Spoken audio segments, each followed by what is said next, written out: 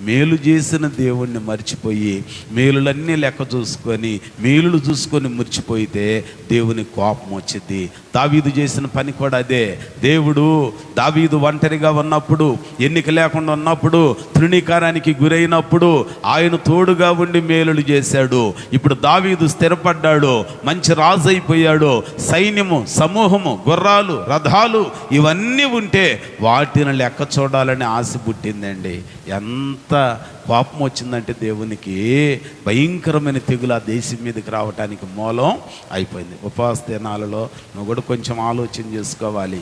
అహము, గర్వము దేవుని చిత్తాన్ని నెరవేర్చలేవు. కొంతమందిని మనం కదపలేమండి. నాకేంటి, ఏదైనా నా మాటే నెగ్గాలి, నేను అనుకున్నది చెయ్యాలి, నాకేం తక్కువ, మంచిగా డబ్బు ఉంది, పారిన సొమ్ము ఉంది, బలం ఉంది, బలగం ఉంది, ఏమైనా చేయగలను అనుకుంటాం. కరోనా కాలంలో ఇవేవి పనికిరాల. అందుకనే అహంకారమును, గర్వమును